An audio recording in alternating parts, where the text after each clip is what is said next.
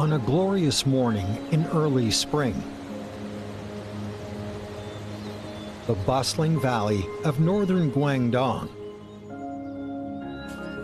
sees Cabot's tragopans foraging for food.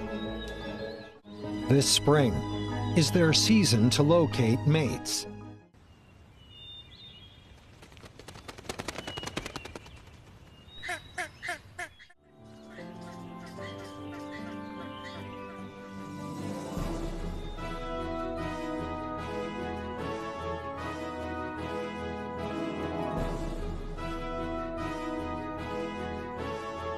The female seems to be tantalizing.